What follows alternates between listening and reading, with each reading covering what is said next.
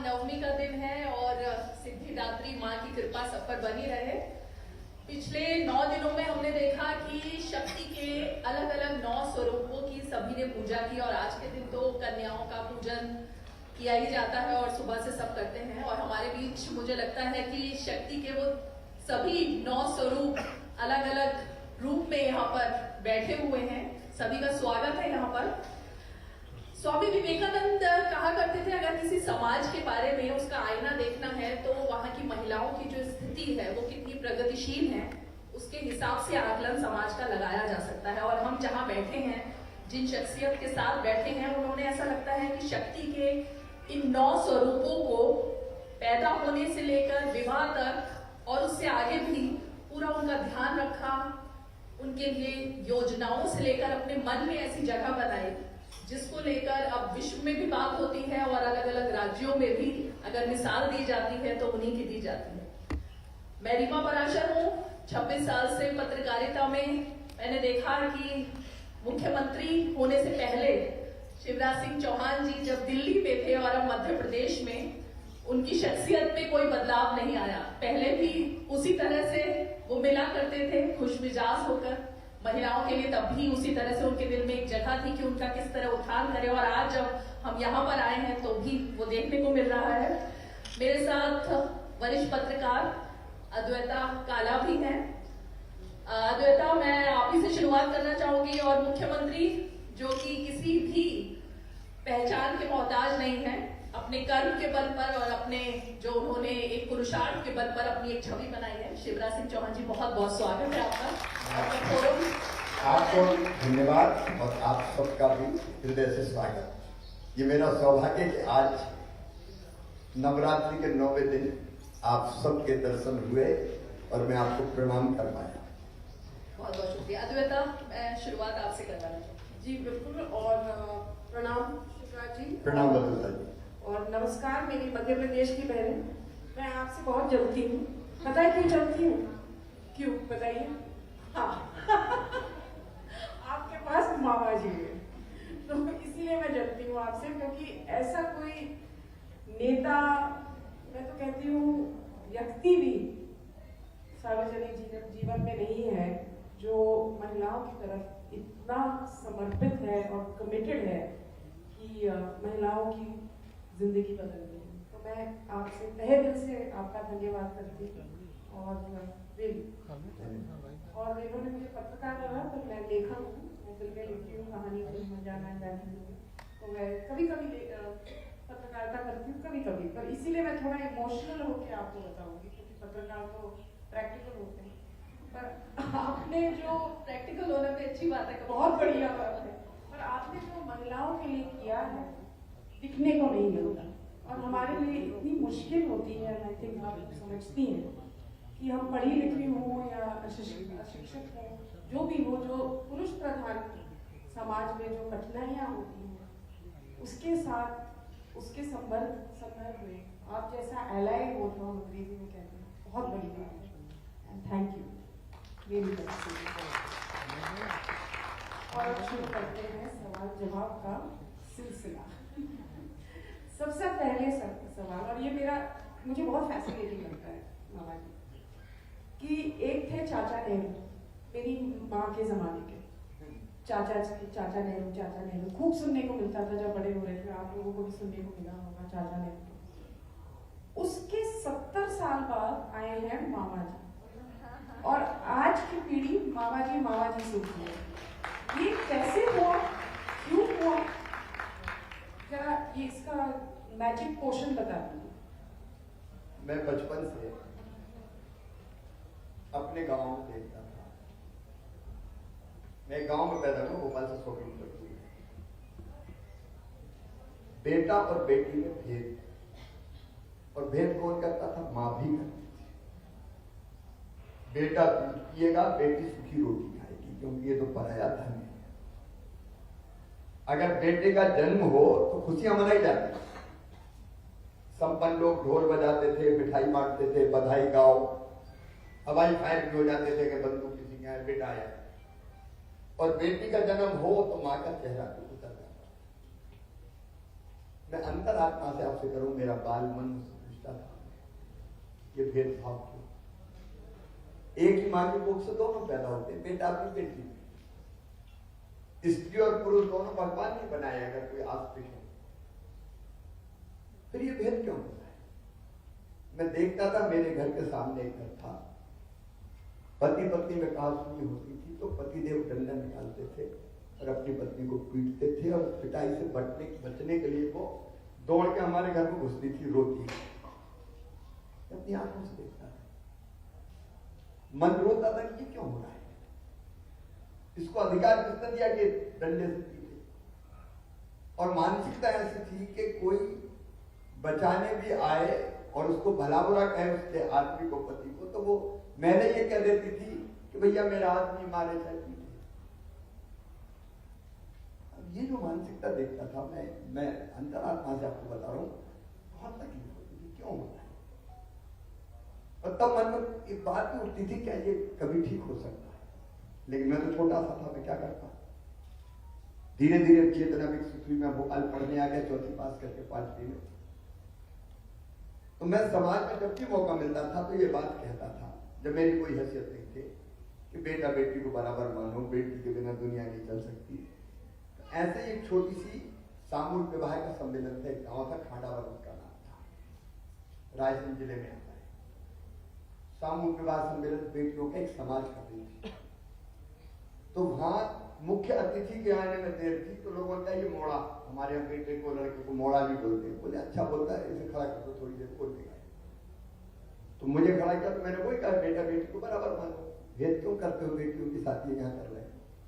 तो एक बूढ़ी अम्मा ने कहा कि बड़ी बात कर रहा है, बेटा बेटी को बराबर मानो, बेटी अगर बड़ी हो गई तो शादी में दहेज का इंतजाम तू करवाएगा, आ गया कहने बेटा बेटी को बराबर। मेरे दिमाग में बात घुस गई कि यार देखो, जब तक बेटी को बोझ मानेंगे तब तक समाज बेटी को आने से रोकेगी भी और भेदभाव भी करेगी। तो होना ये कैसे ये भेदभाव खत्म हो सकता है? बेटी बोझ ना रहे, बेटी का जन्म भी वरदान बन जाए। मैं फिर धीरे धीरे समाज में और बड़ा हुआ तो और एक्टिव हुआ, क्योंकि एक्टिव मैं बचपन से था। मैंने फिर जब मैं एमएलए बना 90 में, तो मैंने शुरू किया अपने क्षेत्र में बेटियों की शादी। मेरे क्षेत्र की जो गरीब बेटियां, उसको बोझ ना रहने दो। शादी में अपने कुछ दोस्तों से पैसे इकट्ठा करता था, कुछ मैं लगाता था और बेटियों की शादी करता था। वो पूरे क्षेत्र को मालूम है, भोपाल से भी कई लोग जाते थे, उसमें कुछ पत्रकार भी जाते थे वो शादी देखने। लेकिन कितनी शादी करता है, 21, 31। ये दर्द मेरे दिल में बना रहा कि नहीं, ये अन्याय खत्म होना चाहिए। और जैसे ही मैं मुख्यमंत्री बना 2005 के नवंबर में, पहला संकल्प मेरे दिमाग में था कि शायद भगवान ने शिवराज तुझे इसलिए मुख्यमंत्री बनाया है कि अब तू बेटियों के लिए कुछ ना कुछ कर। मैं बेचैन था, क्या करूं? तो 2 योजनाएं मैंने सबसे पहले बनाई, आपको ध्यान होगा, मैं मध्य प्रदेश की बेटियों को, बहनों को ध्यान होगा, काफी समय हो गया, 2005 के अंत में 2006। सबसे पहले मैंने बनाई मुख्यमंत्री कन्या विवाह योजना। मैंने कहा बेटियों की शादी की कोई चिंता ना करे, अब मैं मुख्यमंत्री हूँ, सरकार शादी करेगी, शादी को बोझ नहीं रहने दूंगा। और हमने तय किया, सरकार धूमधाम से शादी करती, मास मैरिज अरेंज होती है, 1000 शादी एक साथ हो रही है, सरकार कर रही है। मैं भी जा रहा हूँ, मंत्रियों को भी भेज रहा हूँ, एमएलए को भी भेज रहा हूँ। वो एक योजना हो गई। दूसरी योजना मैंने बनाई लाडली लक्ष्मी योजना। आपको ध्यान होगा, मैंने अफसर बुलाया, बड़ा इंटरेस्टिंग वाक्या है। और मैंने उनसे कहा कि यार ऐसी योजना बनाना है कि मध्य प्रदेश की धरती पर कोई बेटी पैदा हो तो लखपति हो। वो एक दूसरे को देख के हल्दी पहने, उनको लगा कि नया नया मुख्यमंत्री बना तो जोश कुछ ज्यादा ही। फिर बोले सर इम्पॉसिबल, ये नहीं हो सकता। उनका क्यों नहीं हो सकता भाई? अरे बोल बेटी लखपति कहां से बना देंगे? तो बेटी पैदा हो तो उसके खाते में पैसे जमा कर देंगे, पैदा होगी उतने जमा करेंगे, बड़ी होगी लखपति हो जाएगी, लाख से ज्यादा रुपया मिल जाएगा। बोले सर खजाना खाली हो जाएगा। खाली हो जाए क्या भरे, इसकी चिंता नहीं, ये योजना बनेगी, मैं मुख्यमंत्री हूँ, मेरे निर्देश से, मेरा ऑर्डर है। और मैंने दादागिरी से सारे अफसरों के विरोध के बाद, फाइनेंस का विरोध, मैंने कहा योजना बनेगी। और वो योजना बनी लाडली लक्ष्मी, जिसमें हमने तय किया कि बेटी जैसी पैदा होगी 30,000 रुपया बचत पत्र के रूप में उसको हम दे देंगे। सरकार के खजाने से, और उसको हमने फिर पूरा डिजाइन किया कि बेटी 5वीं पास करके 6वीं में जाएगी तो 2000 रुपये मिलेंगे, 8वीं पास करके 9वीं में जाएगी तो 4000 रुपये। पढ़ाई से जोड़ा मैंने, ताकि पढ़ाई भी इन बेटियों को पढ़ाती नहीं, कहते थे रामायण बांट दे, चिट्ठी लिख दे, पढ़ाई बहुत ज्यादा पढ़ा के क्या करेंगे, बेटा पढ़ेगा, बेटी क्या करेगा। हमने फिर तय किया 11वीं में 6000, 12वीं में 6000, बाद में कुछ योजना में परिवर्तन करके कॉलेज में जाए तो 12,500, कॉलेज पास करे तो 12,500, और 21 साल की हो जाए तो 1 लाख। ये योजना लाडली लक्ष्मी योजना। इसके साथ ही मैंने तय किया कि बेटी दूसरे गांव पढ़ने नहीं जाती, 8वीं पढ़ ली, हाई स्कूल दूर है तो कैसे भेजेंगे, पैदल जा नहीं सकते। तो मेरे दिमाग में आया कि साइकिल दो, देश में सबसे पहले साइकिल देना बच्चों को। तो मैंने कहा बेटी जाएगी साइकिल पे बैठ के, हम साइकिल देंगे। तो बेटी साइकिल पे जाने लगी, बाद में बेटे भी रूठ गए कि मामा हमें नहीं दे रहे, तो मैंने उनको भी देना शुरू किया। अब जब लाडली लक्ष्मी योजना बनी तो कई लोग बच्चों को गोद में लेके आते, ये आपकी लाडली लक्ष्मी, ये आपकी लाडली लक्ष्मी, और उन्हीं में से किसी ने शुरू किया मुझे मामा कहना, जिनको मैंने साइकिल दी और जो लाडली लक्ष्मी बेटी बनी। और जैसे जैसे वो बड़े होते गए तो मामा कहने वालों की संख्या बढ़ती गई, मामा मामा कहने लगी बेटियां मुझे। अच्छा, मामा से प्यार कोई शब्द और कोई रिश्ता नहीं है भैया, इतना स्नेह और आत्मीयता से भरा रिश्ता है। बहन का बेटा बेटी, अपना भांजा और भांजी, और मामा। मामा मतलब जिसके मन में बेटा और बेटी से लेकर भांजियों के लिए 2 माँ का प्यार हो, वो माँ। और मैं खुद किस्मत हूं कि मैं ऐसा मामा बना। तो धीरे धीरे संख्या बढ़ते बढ़ते बेटियों ने मामा कहना शुरू किया, सब जगह ए मामा, ओ मामा। उसके बाद बेटे भी मामा कहने लगे, और आज तो हालत ये कि बूढ़े भी मामा कहते हैं, मुझे जहां से जाता है तो मामी मामा कहते हैं। मैं ऐसे और देश भर में भी कह रहे हो आप, तो देश में भी जान जाता हूँ, मामी नाम ही भूल गए, मामा हो गया। शिवराज जी, आपने जो बात कही मामा की कहानी तो समझ में आई। आज जब हम यहाँ आ रहे थे तो लगा ही नहीं हमें कि हम मुख्यमंत्री निवास में एंटर कर रहे हैं। हमें छोटी छोटी कन्याएं आराम से अंदर आते हुए, बाहर जाते हुए, बिना सिक्योरिटी, बिना किसी चीज के, बहुत ही ज्यादा आपने एक तरीके से उसको अमली जामा पहना है कि वाकई में आप भावुक हैं। और यहाँ जो इतनी सारी अचीवर्स मध्य प्रदेश से निकली हुई बहनें और लड़कियां सब बैठी हुई हैं, उससे लगता है कि वाकई में जो आप कह रहे हैं महिलाओं के लिए, उनके उत्थान के लिए, सशक्तिकरण के लिए। लेकिन क्या लग रहा है कि जो देवी माँ ने कृपा करके आपको इस लायक बनाए कि आप वाकई में जो मन में भाव हैं महिलाओं के लिए, उनको योजनाओं में तब्दील कर सके, पूरी तरह से कर पाए, या लगता है अभी और लंबा रास्ता तय करना है? एक तो पहले मैं आपसे शुरू करूँ, मैं बहुत खुश और इतना पसंद रहा क्योंकि अपनी छोटी छोटी बेटियों के बीच में था। मैं सच में अगर देवियों को देखता हूँ तो बेटियों में देखता हूँ, जीवित जागृत देवी। इसलिए मध्य प्रदेश में हर कार्यक्रम की शुरुआत में करता हूँ बेटी की पूजन से। मैंने तय किया कि बेटी की पूजन करके मैं शुरू करूंगा। ये समाज को संदेश दिए, एक दिन मत पूजो भाई, नवरात्रि के दिन तिलक लगाओ, आरती उतारो, भोजन कराओ, और बाकी दिन आपको 365 दिन बेटियों का मान सम्मान और इज्जत करनी पड़ेगी। मैं तो खो गया था बेटियों में, वो मेरे गले से झूम रही थी, मैं उनको खिला रहा था, वो गीत गा रहे थे, हम नाच रहे थे। मैं तो भूल जाता हूँ सब कुछ बेटियों, क्योंकि मुझे लगता है कि ये मेरे लिए देवी है। लेकिन ये संदेश समाज को 365 दिन बेटियों का आदर करो, बहनों का सम्मान करो, उनको स्थान भी दो। आपने सही कहा बेटा जी, पुरुष प्रधान समाज ने स्त्री के साथ न्याय नहीं किया, न्याय अपनी ताकत के दम पे। देखिए भगवान ने दोनों में अलग अलग विशेषता दी, दोनों पूरक है, दोनों के बिना दुनिया चल नहीं सकती। लेकिन अन्याय, ये सच्चाई है, और इस अन्याय को दूर करने के लिए कई तरह की कोशिशें नहीं। अब जैसे मध्य प्रदेश पहला राज्य था, चुनाव कौन लड़ते थे? तब स्थानीय निकाय के चुनाव साफ लड़ते थे। घरों में तो पर्दा डाल के गांव में ऐसे घूंगे, बाहर निकल नहीं सकती थी महिला। है मेरे मन में आया कि अगर महिला सशक्तिकरण करना, ये 2 योजनाओं के बाद मैंने 2007 में ये तय किया कि अगर सही अर्थों में महिला सशक्तिकरण करना है तो बहनों को सरकार चलाने के अधिकार देने, पावर चाहिए, पावर, ताकत चाहिए हाथ में, बिना ताकत के कौन पूछता है।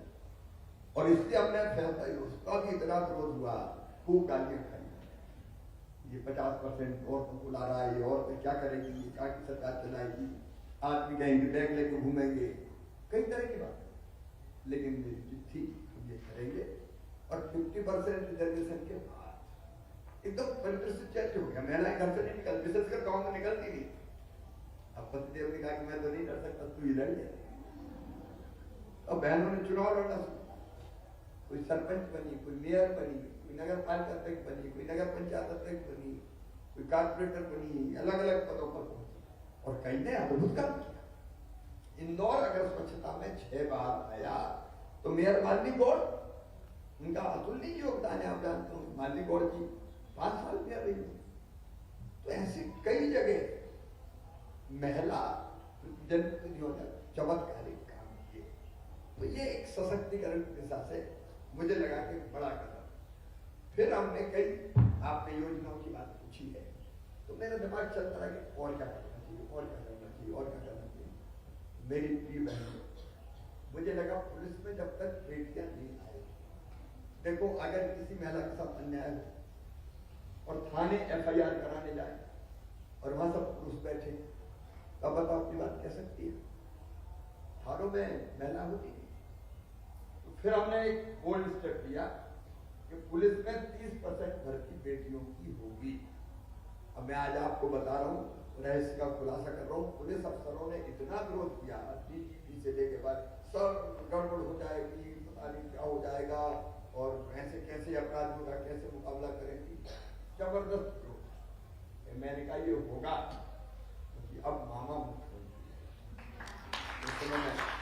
और हमने 30% का प्रावधान कर दिया और अब मैंने 35%।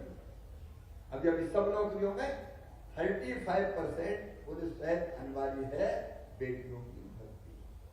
देखिए बिना इसका सशक्तिकरण नहीं हो सकता, भाषण से थोड़ी हो। और इतने पुलिस में 30%, आप देखो बेटियां कितनी पुलिस में है और कई बहुत बेहतर काम करके दिखा दी। फिर हमने तय किया शिक्षकों की भर्ती में 50%। उसके बाद अब हमने तय किया जितने पद होते हैं अलग अलग, जैसे गवर्नमेंट एडवोकेट्स होते हैं, उनका कोई रिजर्वेशन नहीं होता, अब सब जगह रिजर्वेशन होगा। तो बेटियों में अच्छी वकील नहीं है, क्या वो ढंग से तर्क नहीं रख सकते? तो मैंने कहा यहाँ तो ये जो एक सिलसिला चालू किया। फिर एक और मैं बताता हूँ, हमने कई काम किए। एक काम क्या किया हमने, एक मैंने कहा कि संपत्ति कौन के नाम खरीदी जाती है? आपको संपत्ति खरीदी जाती है पुरुष के नाम, पतिदेव के नाम खरीदेगी। पतिदेव पूरे हो गए तो बेटे के नाम खरीदेंगे, कोई बहू के नाम खरीदता है, कोई पत्नी के नाम खरीदता है। हमने ये तय किया कि बहन या बेटी के नाम संपत्ति खरीदोगे, मकान, दुकान, कुछ भी, तो स्टाम्प शुल्क रजिस्ट्री का पैसा केवल 1% लगेगा, और पुरुष के नाम खरीदोगे तो ज्यादा लगेगा। तो फिर पतिदेव ने अपनी पत्नी से कहा कि तेरे नाम खरीद रहा हूँ, रजिस्ट्री का पैसा लगेगा। 45% रजिस्ट्री बहनों के नाम तो नहीं, हमारे पैसा बचाने। तो एक नहीं, ऐसे अनेकों कदम लगातार हम उठाते चले गए। कई चीजें अभी हुई है, कई होना बाकी है, वो और भी करना है।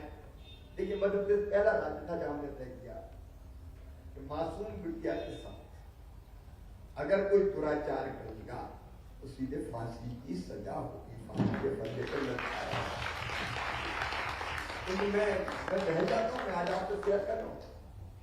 जब सुबह मुझे ADG इनकी रिपोर्ट करते हैं तो कुछ घटना ऐसी होती जो मन को बहुत व्यथित कर देती है। ऐसे नराधम जो मासूम बेटियों के साथ गलत हरकत करें, उनको जीने का अधिकार है क्या धरती? और मैंने ऐसे भी देखी कि एक बार रेप किया, जेल चलेगा, छूट गया तो दोबारा आए।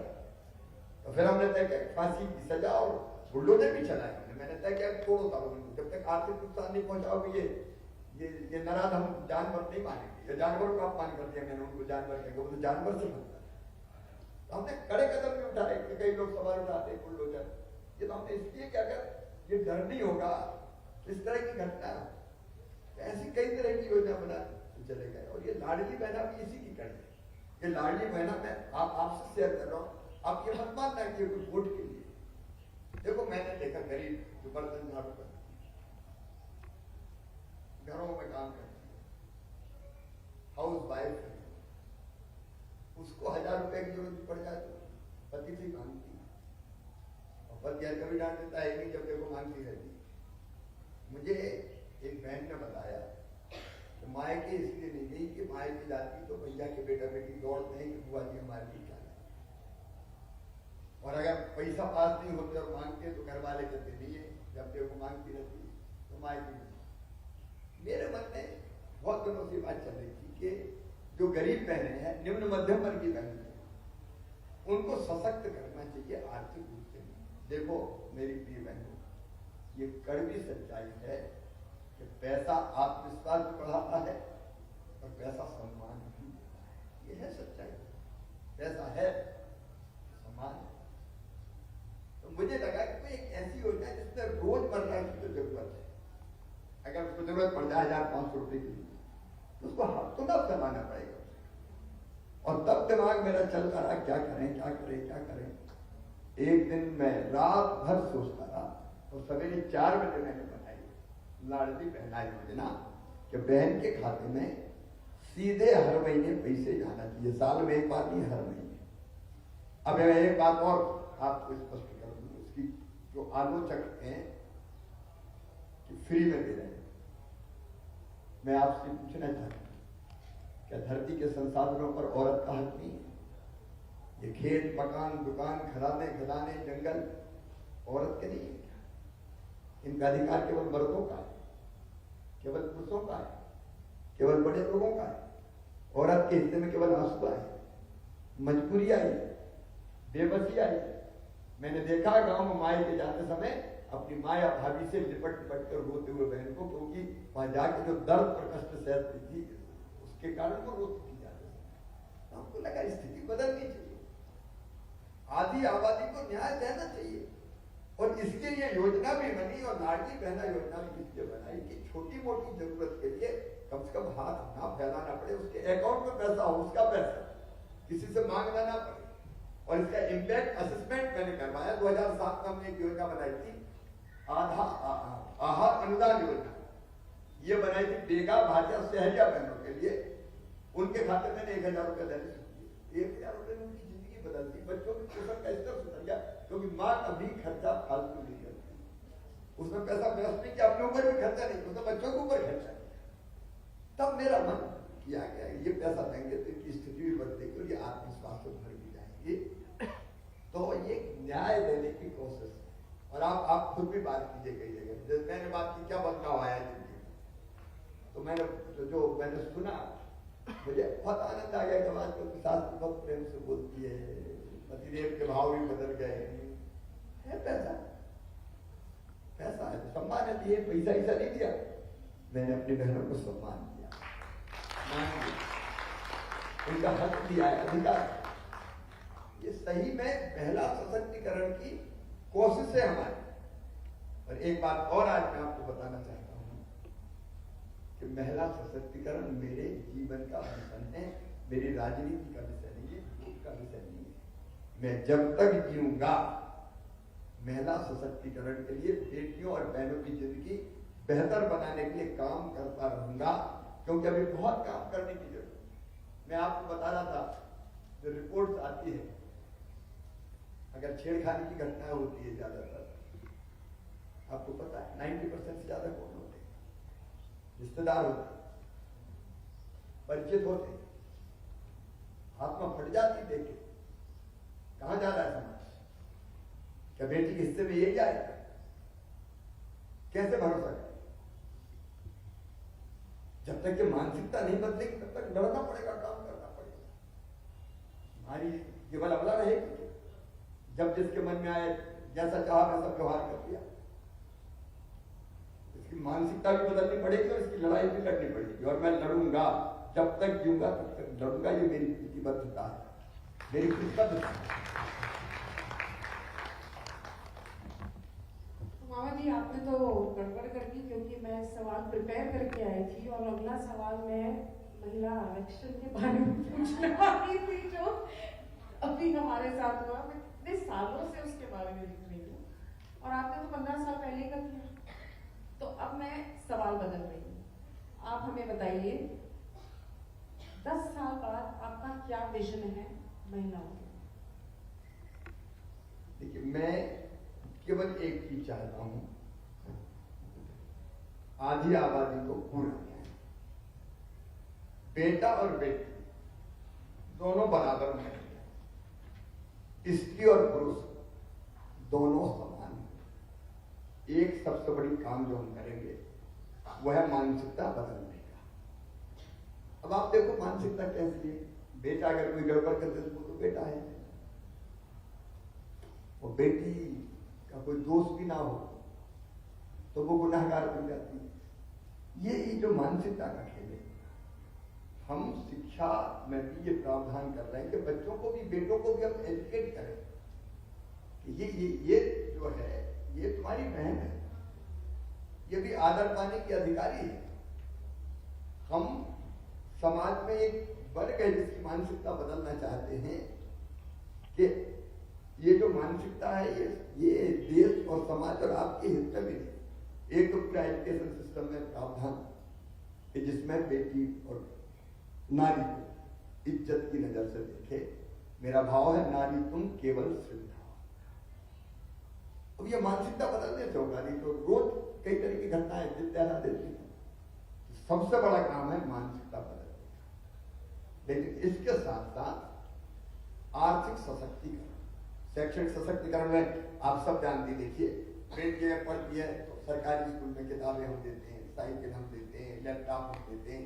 और एक बात और मैंने फैसला किया है कि medical college, engineering college, IIT, IIM, law college कहीं और देश में, विदेश में किसी अच्छी यूनिवर्सिटीज में उनका एडमिशन होगा तो मैं पैसे को बाधा नहीं बनने दूंगा।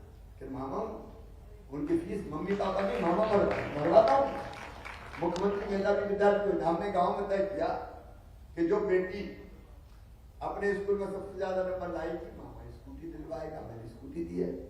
बाद में बेटा रूठ गए तो उनको भी दे दी। मैंने एक बेटे को नहीं तो बेटी को भी दी, बेटे को भी। लैपटॉप हम देते हैं, फीस हम मेडिकल कॉलेज की प्राइवेट की फीस मध्य प्रदेश में आप जानते हो, मेरी बेटी यहाँ बैठी है 13 लाख 12 लाख 13 लाख रुपया साल होती है और 5 साल देनी पड़ती है। वो अब मैं भरवा शुरू करते। हाँ, फ्री हायर मतलब उच्च शिक्षा, क्योंकि कोई बाधा मत रहने।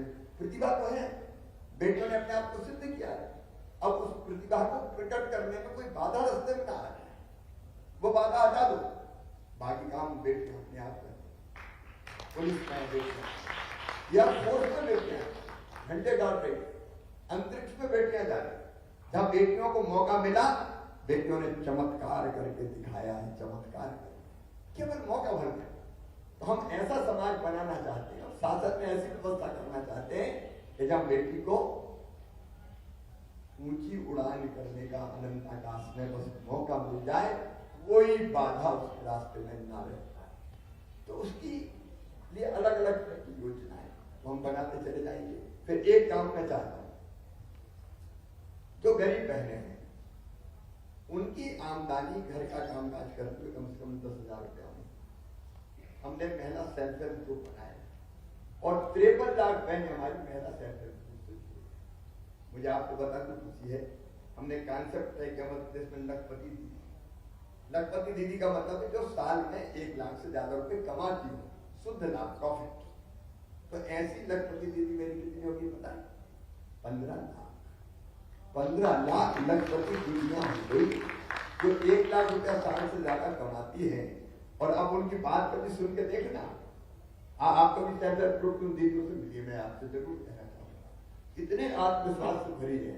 अच्छा भाषण देती है, लीड करती है, पति की जरूरतें पूरी करती है, कहीं ने अपने पति को काम धंधे शुरू करवाती है, बेटे को काम धंधे शुरू करवाती है। आत्मविश्वास से भरे वो ऐसा काम करे। आप जो हमारा टर्नओवर है ना महिला सेल्फ हेल्प ग्रुप का, आपको पता है कितना? 23,000 करोड़ रुपया टर्नओवर। जो चीजें बना रही है हमारी बहनें, सारी चीजें अब बना रही, साबुन वो बनाए, शैम्पू वो बनाए, खिलौने वो बनाए, बर्तन वो बना, अलग अलग चीजें रेडी टू ईट। ये जो बच्चों को पोषण आहार देते हैं, अद्वैता जी इसकी जो फैक्ट्रियां हैं, मेरे सेल्फ हेल्प ग्रुप 7 फैक्ट्री चला रहे हैं, 7 फैक्ट्री महिलाओं के फैक्ट्री चला रही, गरीब है क्योंकि हमने बहुत सी सुविधा दे दी, उनने ऊंची उड़ान उड़ दी। कई जगह जैसे अपने कोदो कुटकी की प्रोसेसिंग कर रही है, मंडला में, डिडोरी में, राइस मिल चला रही है, ये सेल्फ हेल्प ग्रुप वाले राइस मिल चला। तो धीरे धीरे आगे बढ़ती जाए। तो मेरा सपना है कि मेरी हर बहन लखपति क्लब में शामिल हो जाए मध्य प्रदेश में। उसके लिए हम काम कर रहे हैं तेजी से, मजबूर ना रहे, आंखों में आंसू ना रहे। क्यों रोए बेचारे, क्यों रोए, मुस्कुरा के जिंदगी जिए, आगे बढ़े और देश और प्रदेश की प्रगति में वो अपना योगदान दे। शिवराज जी, आपने लखपति दीदी की बात कही, तो यहाँ पर जो बहनें बैठी हैं ये भी बताया उनको कि आपने दीदी कैंटीन भी शुरू की और वो भोपाल से लेकर पूरे मध्य प्रदेश में दिखाई दे रही है। उससे भी पता लगता है कितना उत्थान की बात है। लेकिन महिलाएं अपने दिल की बात हर किसी से नहीं करती। अगर आपको वो मामा समझ के और सब कुछ अपने मन की बात बता रही हैं कि उनकी सास उनसे क्या कहती है और घर में कैसे उनको पहले प्रताड़ना मिलती थी और अब वो इंडिपेंडेंट है, तो जब लड़के मिलते हैं तो वो जेलस फील करते हैं और बोलते हैं कि हमारे लिए मामा आपने सब कुछ तो बेटियों के लिए कर रहे हैं।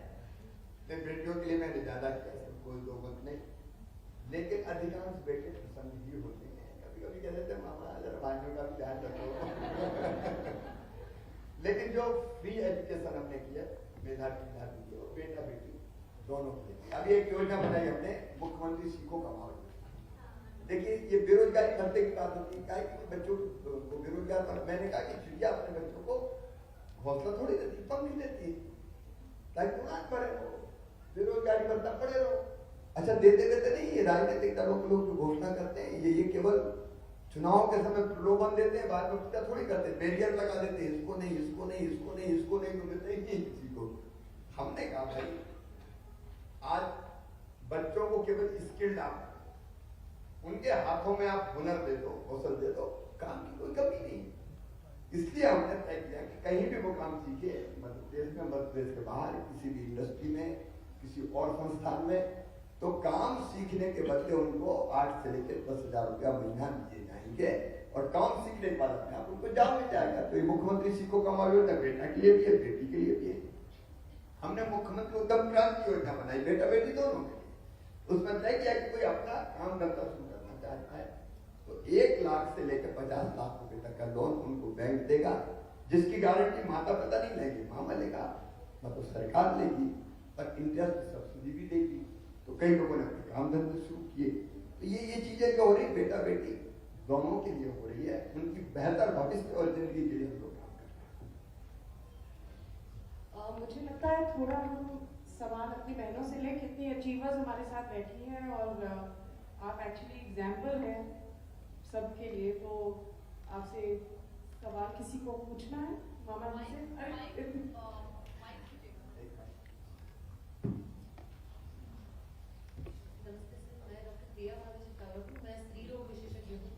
और 2003 का वो सीन मुझे याद है जब मैं सुल्तानिया अस्पताल में थी और लाइट चली जाती थी उस समय, और टॉर्च की रोशनी में मैंने सिजेरियन ऑपरेशन किए हुए।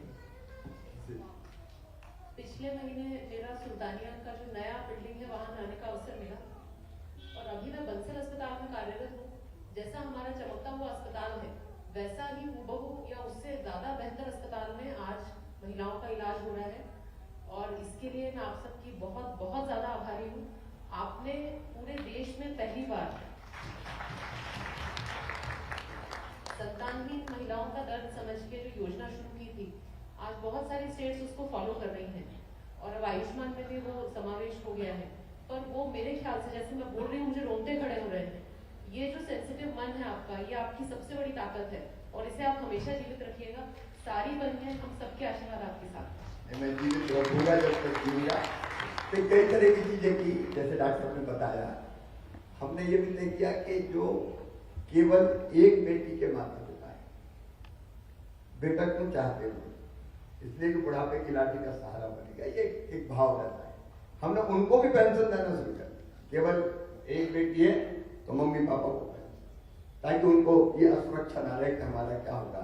और मैं आपको बताना चाहता हूँ बेटी, मेरी जो बहन हो आप, अपन ने मेडिकल कॉलेज अब 30 संख्या कर ली है। पहले मेडिकल कॉलेज थे ही नहीं, 1965 के बाद तो मेडिकल कॉलेज नहीं खुला था। जब मेडिकल कॉलेज में होंगे तो डॉक्टर नहीं होंगे। अस्पताल अपना वीडियो कैसी बिल्डिंग में लगता था, अब इंदौर हो चाहे भोपाल हो चाहे ग्वालियर हो चाहे जबलपुर हो, अस्पतालों की हालत बदल दी, नीचे तक नए अस्पताल बनाने की कोशिश कर। हमने कोशिश की कि पंचायत में करते कि एक दर्द और था कि बेटा बेटी को अगर माँ को जन्म देना होता था तो गांव में वही पर्दा लटका देते थे। और पीड़ा और दर्द से तड़पती हुई कोई दाई रहती थी, एक गांव में कोई दाई भी सब जगह नहीं रहती थी, कोई बूढ़ी पैदा रहती थी जिसको थोड़ा एक्सपीरियंस होता था, उसी को कहते थे तू देख ले। अब हो गया तो ठीक है बेटा बेटी ठीक से, अब नहीं तो कई बार कॉम्प्लिकेशंस खड़े होते थे तो प्राण भी चले जाते थे। हमने एक अभियान चलाया इंस्टीट्यूशनल डिलीवरी, संस्थागत प्रसव का। तो मैं जब मुख्यमंत्री बना तो केवल 21-22% बेटा बेटी अस्पताल में पैदा होते थे। आज लगभग 96% बेटा बेटी अस्पताल में जन्म देते पैदा होते हैं।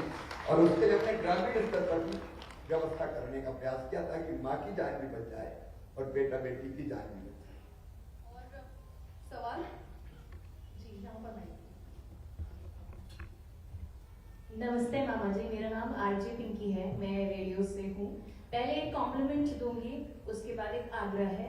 कॉम्प्लीमेंट ये है कि ये कुर्ते का कलर आपको बहुत अच्छा लग रहा है, और सब अग्री करेंगे तो ताली बजा दो।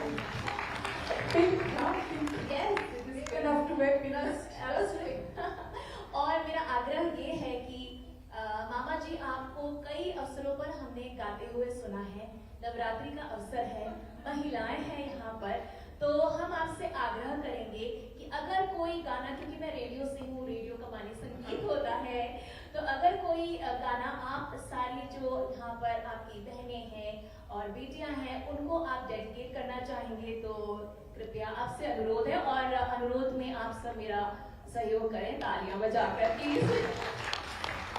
आप जानते हैं कि गाने के लिए बजाने वालों की भी जरूरत होती है। तालियां बजेगी, तालियों से हम देंगे वो ताल। एक गाना मुझे बहुत पसंद है और मैं उस गाने को जीवन में उतारने की भी कोशिश करता हूँ। वो गाना टूटी फूटी आवाज में, क्योंकि भाषण देते कि गला बहुत खराब हो गया है, मैं आपको सुना देता हूँ।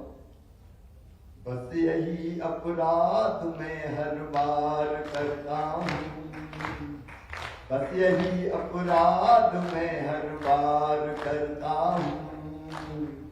आदमी हूँ आदमी से प्यार करता हूँ, आदमी हूँ आदमी से प्यार करता हूँ। मैं बसाना चाहता हूँ स्वर्ग धरती पर, मैं बसाना चाहता हूँ स्वर्ग धरती पर। आदमी जिसमें रहे बस आदमी बनकर, उस नगर की हर गली तैयार करता हूँ। आदमी हूँ आदमी से प्यार करता हूँ, आदमी हूँ आदमी से प्यार करता हूँ। लेकिन दो पंक्तियों सुना। अभी जब लाडली बहना जो तो मैंने बनाई तो जगह जगह एक गाना खूब गाया, फूलों का तारों का सबका कहना है, 1000 में मेरी बहना है, सारी उम्र हमें संग रहना है। आ मेरे पास आप कह जो कहना है, 1000 में मेरी बहना है, सारी उम्र हमें संग रहना है। फूलों का तारों का, ये मुझे बहुत अच्छा लगता है और ये मैं हर एक के लिए गा रहा हूँ। धन्यवाद, बहुत बहुत धन्यवाद। मैं एक सवाल पूछूं आपसे, जब थोड़ा फिल्मी गाते हो, नहीं तो मैं भी बॉलीवुड से आती हूँ, तो ये जब बीच में थोड़ा नए मुख्यमंत्री आए थे यहाँ, तो हम देख रहे थे कि बहुत अभिनेत्रियां भी आ रही थी भोपाल। तो मुझे आपसे पूछना है कि ये आपने मध्य प्रदेश को ग्लैमर से वंचित क्यों रखा है?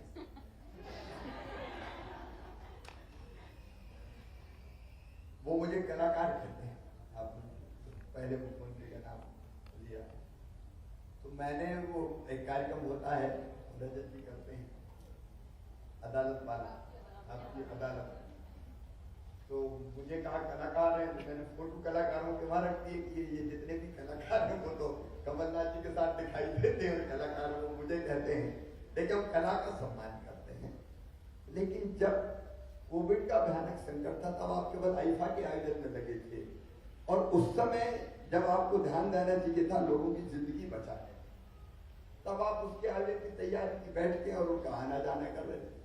मध्य प्रदेश में अद्वैता जी अब फिल्मों की शूटिंग लगातार हो रही है, और फिल्मों की शूटिंग करने के लिए हम लोग सब्सिडी देते हैं। मध्य प्रदेश के कलाकार बेटे बेटी आगे बढ़े, उनको प्रोत्साहित कर रहे हैं। तो कला का सम्मान, कलाकार का सम्मान, फिल्मों का भी आदर फिल्म बनाने वालों के लिए, आखिर वो भी अंग जीवन था, लेकिन वो जिस ढंग से कर रहे थे वो तरीका ठीक नहीं था। हम हर कलाकार का सम्मान करेंगे, उनकी कला और निखरे उसके लिए बेहतर व्यवस्था करेंगे, और हम तो जल्दी ये भी सोचते हैं कि फिल्म सिटी जैसी रचनाएं खड़ी हो जाए तो और ज्यादा फिल्मों के यहाँ शूटिंग हो, क्योंकि इस सबसे आर्थिक गतिविधियां बढ़ गई। एक फिल्म की शूटिंग होगी तो कितने लोगों को काम मिलता है, टैक्सी वालों को, आटे वाले को, होटल वाले को, खाने वाले को, कलाकारों को। तो हम इस तरह की गतिविधियां बढ़ाएंगे, कला और कलाकारों का संरक्षण। और अवार्ड शो से कोई ये नहीं होता, नहीं। अवार्ड शो बस एक शाम की बात होती है बस। शिवराज जी, आज क्योंकि नवमी का दिन है और शक्ति की उपासक आप हैं, और शक्ति से आप हमेशा कुछ ना कुछ राज्य के लिए मांगते हैं, देश के लिए मांगते हैं। आज के दिन कहते हैं कि शिव के बिना शक्ति अधूरी है और शक्ति के बिना शिव अधूरे हैं। कोई वरदान जब आपको शक्ति से मांगना होगा, और महिलाओं को अगर सुपर पावर बनाने का एक वरदान मिल जाए, आप क्या चाहेंगे उसके लिए? मैं मानता हूं कि अगर मैं ये जो कर रहा हूं, बचपन से मेरे ही मन में क्यों भाव आया, तो हर किसी की जिंदगी का एक उद्देश्य होता है। मुझे लगता है कि मेरे जीवन का उद्देश्य मैं धरती पर इसलिए भेजा गया हूं, आया हूं, कि मैं बहन और बेटियों के सशक्तिकरण के लिए काम करके इस स्थिति को बदल दूं। और अभी भी अगर मां से कोई वरदान मांगूंगा तो वैसे मुझे हमेशा मेरे मुंह से निकलता है, सर्वे भवन्तु सुखिनः, सर्वे सन्तु निरामया, सर्वे भद्राणि पश्यन्तु मां कश्चित् दुःख भाग् भवेत्। सब सुखी हो, सब निरोग हो, सबका मंगल हो, सबका कल्याण हो। लेकिन सब में मैं बहनों को और ज्यादा विशेष मानता हूं, क्योंकि उनकी तकलीफें ज्यादा है, उनके दर्द ज्यादा है। ये तथा कथित सभ्य समाज आज भी पूरा न्याय नहीं दे रहा, और ये एक देश की स्थिति नहीं है। आप दुनिया में कहीं भी चले जाओ, दुनिया में कहीं भी चले जाओ, ये स्थिति, इस स्थिति को बदलना ही पड़ेगा। और मां इतना सामर्थ्य दे कि बदलने में मैं महत्वपूर्ण भूमिका का निर्वाह करता हूं। और कोई सवाल? बहुत सारी बहनें जी।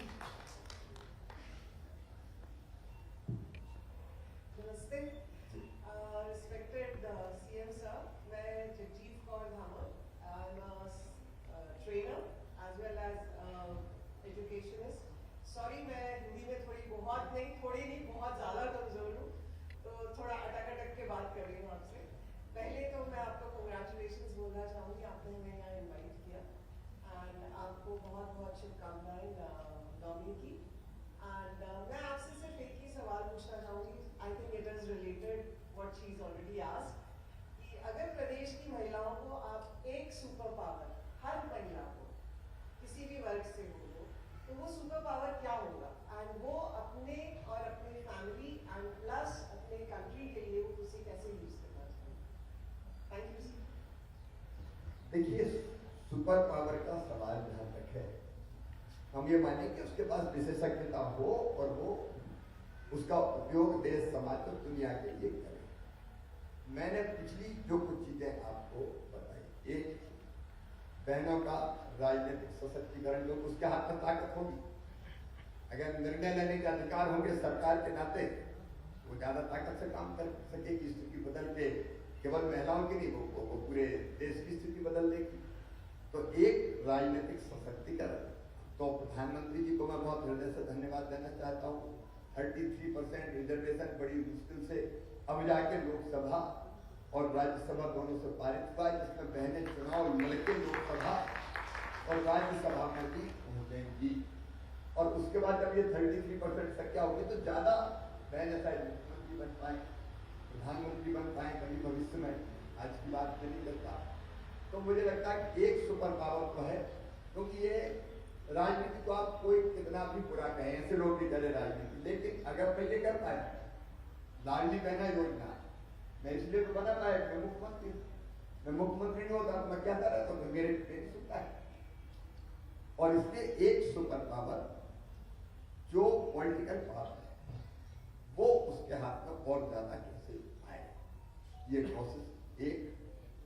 दूसरा है शैक्षणिक सशक्तिकरण। आप पढ़ाई के रास्ते की बाधा क्यों करते? वो गरीब परिवार से आती है और टैलेंट है तो उसको ये न लगे काश मेरे मम्मी पापा के पास पैसे, आप रास्ता साफ कर दो। और टैलेंट को तो हमको मदद करनी चाहिए, क्योंकि वो असेट है देश के लिए, प्रदेश के लिए। अगर उसका पैसा खर्च कर रहे हैं फीस पे दूसरी चीजों पे तो असेट है, कर उसका कहीं ना ज्यादा सेवा करके लौटा देगी। तो राजनीतिक सशक्तिकरण, शैक्षणिक सशक्तिकरण, और तीसरा है आर्थिक सशक्तिकरण। अगर पैसा है तो कई काम अपने आप, पैसा ज्यादा कैसे उसके अधिकार में कैसे आप उसने जो लाडली बहना में उसके नाम पे है। अभी हमने एक योजना और बनाई, मुख्यमंत्री लाडली बहना आवास योजना, मकान भी उसके नाम। जब मकान बनेगा सरकार की सहायता से तो बहन के नाम मकान होगा, मेरा मकान, नहीं तो लड़ाई हुई तो निकल मेरे घर से, ये सुना है, निकल मेरे घर। पति देव अब पत्नी कहेगी घर तो मेरा है, निकलना तो तू निकल। मतलब ये स्थिति बदलनी पड़ेगी। और तीसरी सामाजिक सशक्तिकरण, समाज की मानसिकता बदल। आज भी बड़ा चैलेंज, आज भी बड़ा चैलेंज, देखने की जो नजर है, मैं सबकी बात नहीं करता, बहुत अच्छे लोग, लेकिन कई लोगों की मानसिकता अभी भी औरत की तरफ देखने की ठीक नहीं है, उसको बदलना। तो उसको मैं सामाजिक सशक्तिकरण कर रहा हूं कि वो भी बराबरी का अधिकार है। तो इनमें कैसे सुपर पावर है, इन्हीं में से निकलेंगे, कोई मुख्यमंत्री निकले, कोई मंत्री निकले, कोई साइंटिस्ट निकले, कोई उद्योगपति निकले। उद्योग अगर वो चला तो सुपर पावर है, तो अलग क्षेत्र में आ गए। शिमला जी, एक मैं आपसे सवाल पूछना चाहूंगी, क्योंकि मैं देखती हूँ आपका जो शेड्यूल है, आप सुबह से लग जाते हैं और रात तक 15-16 घंटे आप काम करते हैं, जो आपका विजन है उसके हिसाब से देखें। ये आपकी फिटनेस का राज क्या है? सब लोग ये जानना चाहते हैं कि इस उम्र में भी आपने अपने आप को इतना फिट रखा है और दौड़ दौड़ कर आप पब्लिक के बीच में घुस जाते हैं, सबसे बात करने लग जाते हैं, इसका राज क्या है? एक तो मैं सुबह को थोड़ा 15-16 नहीं, 18-19 घंटे काम करता हूँ। रात को भी हमने हवन किया, अष्टमी की रात हवन होता है, कई परिवार में होता है। हमने हवन 2:30 बजे खत्म किया और 3 बजे 3:30 बजे सोए और सुबह 6 बजे से मैं फिर काम कर रहा हूँ, आपके बीच में हूँ। देखिए, जब दिल में तड़प होता है, जुनून होता है, जज्बा होता है करने का, तो शरीर अपने आप, शरीर के अंदर से वैसे रसायन निकलते हैं जो काम करने की ताकत आपको देते हैं। ये मेरा, मैं 3-3 घंटे सो के भी काम चला लेता हूँ, क्योंकि मुझे लगता है और करना है, और करना है, और करना है, और तू बैठ कैसे सकता है? 9.5 करोड़ लोगों का भविष्य और भाग्य बनाना है, तो ये आराम करने का हम किस पर? तू बैठ नहीं सकता, तू चैन से सो नहीं सकता, तेरी कोई पर्सनल लाइफ नहीं हो सकती, कुछ चल नहीं होगा। और इसलिए वो चीज ताकत देती है और शरीर काम करता रहता है। मैंने आज सुना था कि जब आप पहली बार मुख्यमंत्री बने थे, आप मीटिंग से लौटे थे और टीवी पे खबरें छाई हुई थी और आप अपने कमरे में जाके एकांत में आराम से रिलैक्स कर रहे थे, कोई टेंशन नहीं। तो आपका ये रिलेशनशिप जो है पावर के साथ, आज आप देश में one of the longest serving chief ministers हैं और मुझे ये बहुत अच्छा लगता है कि आपको लोग अभी भी बहुत पसंद करते हैं और आप टोटली रिलैक्स्ड हैं। कैसे? देखिए, अगर हम ये मान लें, कई बार आप अलग ढंग से सोचो, जब हम केवल अपने बारे में सोचते हैं तो छोटी छोटी चीजों में परेशान हो जाते हैं। मुझे मंच पर नहीं बैठाया, उनसे ढंग से नहीं बोले, उसी में हम बेचैन हो जाते हैं, मेरा नाम नहीं लिया, तो पता चला उसी को भूल रहे हैं, परेशान हो रहे हैं।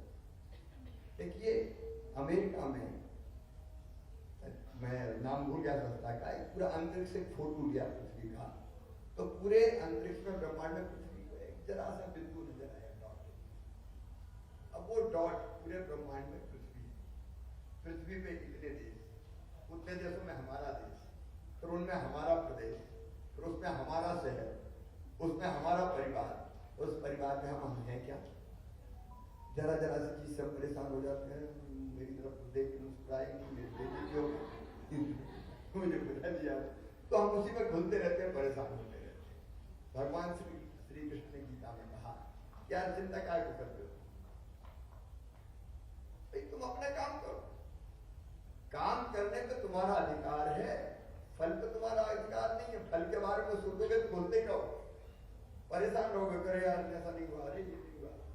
आप तो काम करो, परिणाम अपनी चिंता आप करेगा। कर्म न्यावादी कालस्य मां फलेषु कदाचन, अपनी तरफ से बेहतर प्रयत्न करो, हो जाए तो ठीक है, नहीं हो तो फिर देखेंगे, उसमें क्या देखेंगे।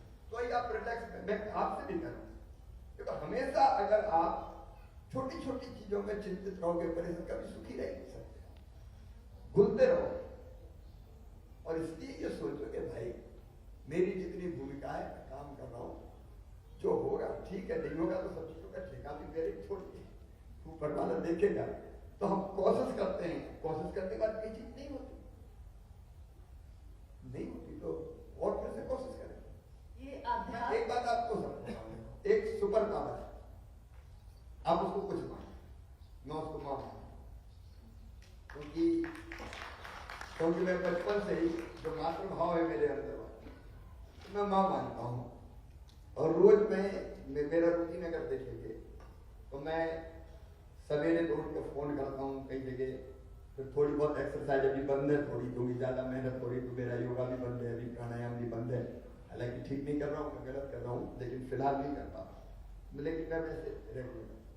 उसके बाद मैं पूजा करता हूँ, और मैं आज आपको बता रहा हूँ कि मेरी बहन है, जब मैं माँ के सामने बैठता हूँ तो उसकी आंखों में देखता हूँ, और आंखों में देख के कहता हूँ कि मुझे आज अच्छा काम कर सकूं, इसकी शक्ति देना मां।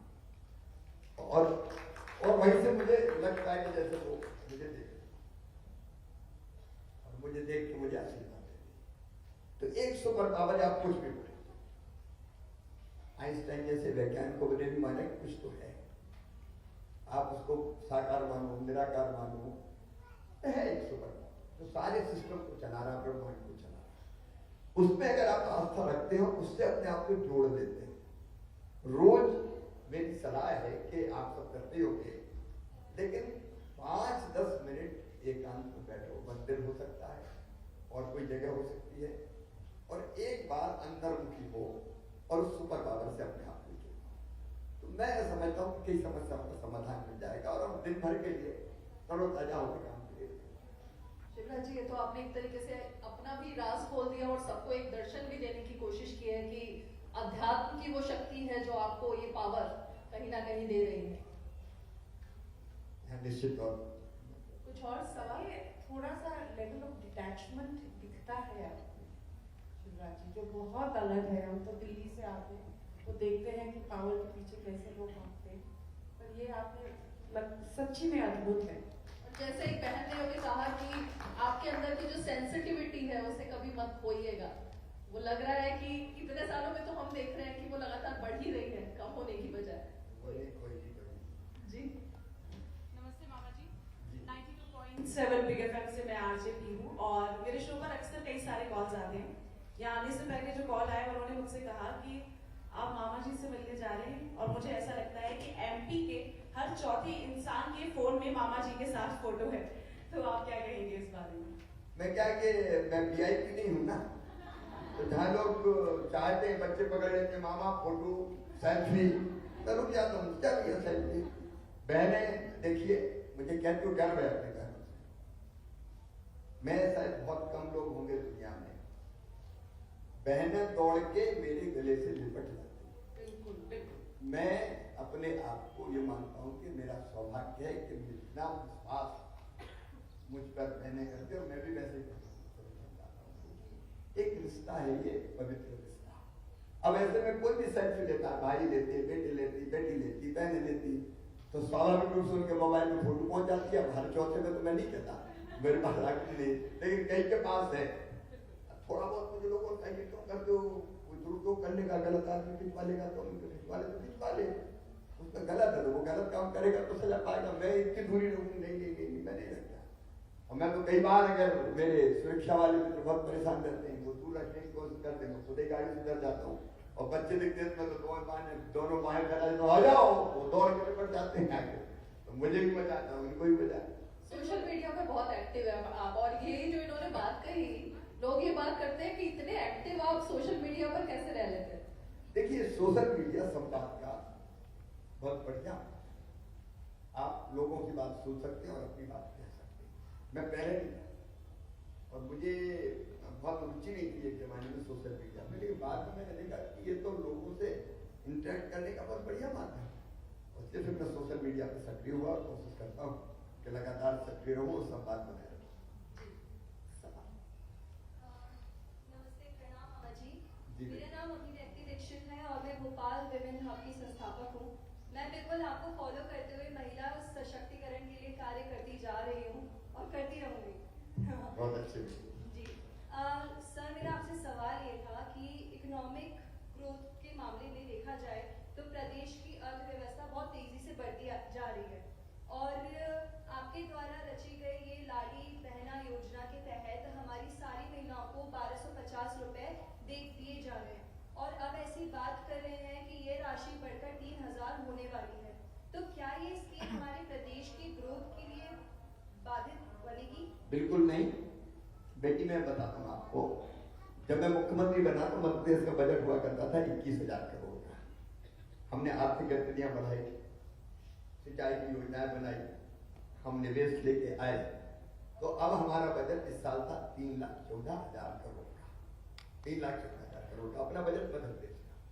फिर मैंने एक और बैठक बुलाई, मैंने तय किया कि कुछ और निकालना पड़ेगा, लाडली बहना योजना और ऐसी योजना आ रही है, तो हमने 5,000 करोड़ और बढ़ाया। तो 5,000 करोड़ का भी हम टारगेट, मतलब 3,14,000 से बढ़ के हमारा हो गया लगभग 3,19,000 करोड़। अब मैं एक बात आपको बताना चाहता हूँ कि हम हर साल जिस ढंग से मध्य प्रदेश में आर्थिक गतिविधियां बढ़ रही हैं, सिंचाई, फसलों का उत्पादन, एक की जगह 3 फसलें, इंडस्ट्री, निवेश, सर्विस सेक्टर, टूरिज्म, कि हमारी इकोनॉमी बढ़ती जा रही है। 71,000 करोड़ से बढ़ के हमारी जीएसटी आज हो गई है लगभग 15 लाख करोड़ की मध्य प्रदेश की जीएसटी, और हर साल ये बढ़ेगी। ये बजट जो इस साल 3,14,000 का है, अगले साल बेटिए 3.5 लाख करोड़ का हो जाए, उसके बाद 4 लाख करोड़ का हो जाए। देखिए, ये तो कोई निकम्मा आदमी कहे कि मैं क्या करूं, मेरे पास पैसे ही नहीं। मैं किसी को नहीं कह रहा, लेकिन पिछले मुख्यमंत्री लगातार ये कहते थे मैं क्या करूं, मेरे पास पैसे नहीं है, मामा खजाना खाली कर गया। अब आप बताओ, कोई रोते ही रहे मेरे पास पैसा नहीं, इससे काम चलेगा? उनको पैसे की व्यवस्था करनी पड़ेगी, अर्थव्यवस्था बढ़ानी पड़ेगी। इसलिए बेटी मैं आपको बताना चाहता हूँ, एक तरफ हमने लाडली बहना योजना भी बनाई, दूसरी तरफ हमने कैपिटल एक्सपेंडिचर कम नहीं किया। हम सीएम राय स्कूल बना रहे हैं, हम नए मेडिकल कॉलेज खोल रहे हैं, भोपाल में हमने ग्लोबल स्किल पार्क बनाया है, हम मेट्रो ट्रेन लेके आ रहे हैं, हम नए अस्पताल बना रहे हैं, हम शानदार हाईवे बना रहे हैं, अब नर्मदा एक्सप्रेस वे बन रहा है, अटल एक्सप्रेस वे बन रहा है, विंध्य एक्सप्रेस वे बन रहा है, बुंदेलखंड एक्सप्रेस वे बन रहा है। अब केवल कार चलेंगी मध्य प्रदेश में। उज्जैन में अगर आप महाकाल महाराज के दर्शन करने जाओगे, स्टेशन पे उतरोगे तो कुछ दिन के बाद कार में बैठ के नहीं जाना पड़ेगा, सीधे हवा में ले जाऊंगा मैं केवल कार से सीधे। और भोपाल में भी अपना प्लान है कि बड़े तालाब के ऊपर से होकर चले और सीधे एयरपोर्ट को पहुंच जाए। तो हम कैपिटल एक्सपेंडिचर वो कम थोड़ी कर रहे हैं, वो हमने और बढ़ाया है, हमने पैसे का इंतजाम किया बेटी। इससे हम ये भी करेंगे, महिलाओं को न्याय देने से लेकर गरीबों की जरूरत पूरी करने तक का, बच्चों की पढ़ाई लिखाई तक का। लेकिन हम इंफ्रास्ट्रक्चर भी खड़ा कर रहे हैं, हम इंडस्ट्री भी ला रहे हैं, IT sector, automobile sector, textile sector, सबके सब मध्य प्रदेश चले आ रहे हैं। एजुकेशन के क्षेत्र में भी काफी निवेश आ रहा, अस्पताल भी हिंदुस्तान का हर बड़ा अस्पताल की प्रेजेंस ऑफ मध्य प्रदेश में, तो लगातार टूरिज्म कितना बढ़ा है। मध्य प्रदेश को tiger state, Madhya Pradesh leopard state, Madhya Pradesh बल्चर state, Madhya Pradesh अब क्रोकोडाइल हमारे मगरमच्छ जो घड़ियाल स्टेट, मध्य प्रदेश जीता स्टेट। अब देखो कितने हमारे गांव, आज आपने पढ़ा होगा मारवाड़ जो गांव है सर्वश्रेष्ठ गांव पूरी दुनिया का, अगर टूरिज्म का कोई आज घोषित हुआ है, भारत सरकार ने भी नहीं हुआ है, कौन सी टूरिज्म की जो संस्था है इंटरनेशनल यूनेस्को ने उन्होंने घोषित किया है। अपना बनते सब ऐसा थोड़ी कि पैसे ही नहीं हो, वो जमाना बदल गया। जब हम बीमारू कहलाते थे, अब बीमारू नहीं, हम विकसित है, बढ़ेंगे तेजी से, बहनों को पैसा भी देंगे और बाकी भी विकास के काम करेंगे, कोई चिंता की बात नहीं। एक बात और सुनो, ये पैसा भी अर्थव्यवस्था की गति तेज करता है। अब गांव में अगर 300 लाडली बहनाएं हैं एक गांव, बहनों की दुकान चलती नहीं थी, किराने की दुकान, सब्जी की दुकान, कपड़े की दुकान, अब जैसे ही पैसा खाते में आता बहन पैसा निकालती है और दुकान में पहुंची, ला भैया फलानी चीज दे दो, तो दुकानदारों की दुकान ही चल रही है, उससे भी आर्थिक गतिविधियां बढ़ रही। और कोई सवाल पीछे? जी नमस्कार मामा जी। नमस्कार बेटी।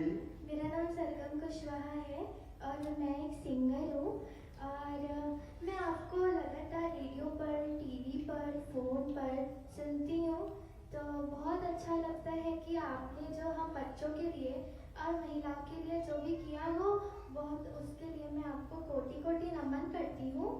और आपसे एक बात कहना चाहूँगी कि अभी अपने मध्य प्रदेश से मैं एक अकेली फीमेल हूँ जो कि शास्त्रीय गायन के लिए सेलेक्ट हुई हूँ राष्ट्रीय स्तर पर। और अच्छे ताली बजाने अभी मैं कोलकाता जाने वाली हूँ 28 तारीख को, तो जाने से पहले मैं चाहूँगी कि मैं आपका आशीर्वाद चाहूँगी कि आप एक बार मेरे सर पर हाथ रखें। बिल्कुल बेटी, मैं आज ही तुम्हारे सिर पे हाथ भी रखूंगा और बेटी मिल के अपन काम करेंगे, चिंता मत। मामा और भांजी दोनों मिलकर साथ में काम करेंगे, आपको मैं चर्चा भी करूंगा। जी बिल्कुल जी, और मैं वहाँ पर जाकर हारूं या जीतूं उससे मुझे कोई फर्क नहीं पड़ता, लेकिन जो आपका आशीर्वाद होगा वो मेरे लिए सबसे बड़ी विजय होगी। मैं आपके साथ हूँ बेटी। एक बात याद रखना, क्या हार में क्या जीत में किंचित नहीं भयभीत में, कर्तव्य पथ पर जो मिला ये भी सही वो भी सही, भाग तो लेना चाहिए, बाकी देखा जाए। जी बिल्कुल, बहुत बहुत धन्यवाद मामा जी। ठीक है बेटी, मैं अभी मिलूंगा आपसे, ये खत्म होने के बाद आपसे मिलूंगा। जी बिल्कुल।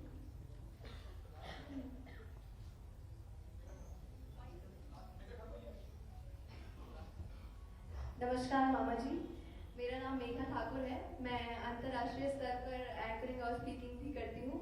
कुछ दिन पहले आपने और हमने साथ मिलकर वृक्षारोपण में एक बरगद का पेड़ भी लगाया था और मैं आपको बहुत धन्यवाद देना चाहती हूँ उस प्लांटेशन ड्राइव के लिए। माता के आशीर्वाद स्वरूप एक छोटी बच्ची वहाँ आप तक खुद ही स्वयं पहुँच गई है। मैं चाहती हूँ पहले तो सभी लोग बहुत सारी तालियां बजा दीजिए इसी प्यार के लिए जो मामा जी ने सभी बच्चियों को दिया है। मैं बहुत धन्यवाद करती हूँ। कहाँ देखा था? टीवी पे देखा था उन्होंने मामा जी। वीडियो में देखा? अच्छा, कैसा लगा था? क्या लगा? आप भी बहुत अच्छी हो। आपका नाम क्या है? अरे वाह, बहुत सुंदर नाम है, लेकिन आप तो बहुत गोरी हैं। दूसरा बेटी हमेशा दूसरा। देखिए मामा जी, यही आपका प्यार है। मैं कहीं भी जाती हूँ देश और दुनिया में, तो सभी लोग बार बार यही पूछते हैं कि आप कहाँ से आते हैं, और बताते हुए बहुत प्रसन्नता होती है कि हम मामा जी के प्रदेश से आते हैं, भोपाल से आते हैं। इसलिए तो हम सब करते हैं। हाँ, ठीक है। उनकी बात पूरी हो जाए। मेरा एक छोटा सा आपसे सवाल है और इस संदर्भ में मैंने आपको बताया कि हमने बरगद का पेड़ लगाए थे। जितनी महिलाएं बैठी हैं ये अपने परिवार की बरगद हैं। इन्होंने अपने साथ अपने पूरे परिवार को और कई सारी जनरेशन को आगे लेके आज तक गई हैं। इन सब की ओर से मेरी ओर से भी यही सवाल है कि ये सभी सक्षम है अपने अपनी फील्ड्स में। कभी कभी हम ये सोचते हैं कि हमारे पास कोई नया आइडिया आता है, या हम में से कई लोग शायद सुषमा स्वराज, निर्मला सीतारमण या सुधा मूर्ति बनने का कैलिबर अपने अंदर रखते हैं। कोई अगर नया विचार हमारे पास आए या कोई नया आइडिया हमारे प्रदेश के लिए हम सोचें, तो प्रशासनिक स्तर पर क्या कोई ऐसी टीम है जिनके द्वारा हम आप तक पहुंच सकते हैं, या कोई ऐसी आसानी हमारे लिए की जाए किसी तरह से कि ये सभी महिलाएं आप तक और आसानी से पहुंच सकें? मेरा सवाल।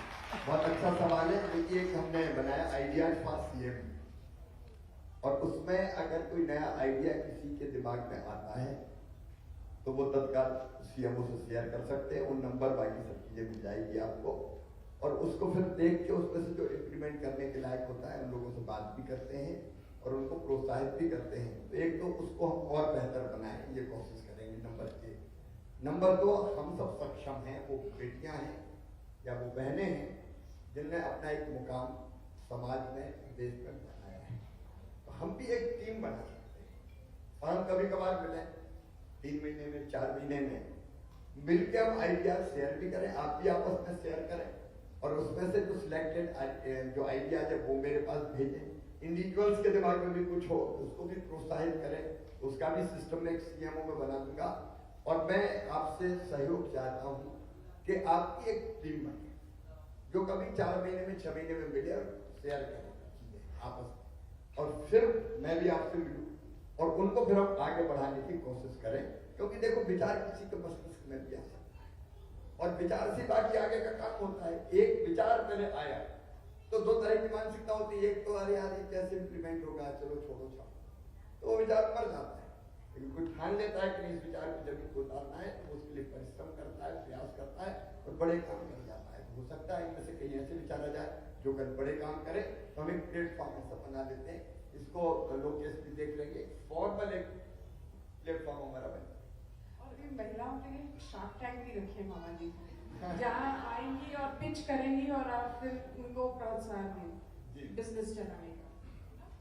अब मेरा केवल एक निवेदन है, 3 बजे मेरा कार्यक्रम पिछावर में है और 2:45 बजने वाले, तो एक आध सवाल और दूसरे को वहाँ नवरात्रि में नहीं, मेरे ख्याल से शिवराज जी अब इतने सारे हाथ खड़े हुए हैं, किसी एक को बोलेंगे तो बाकी सबको लगेगा हमें मौका नहीं दिया।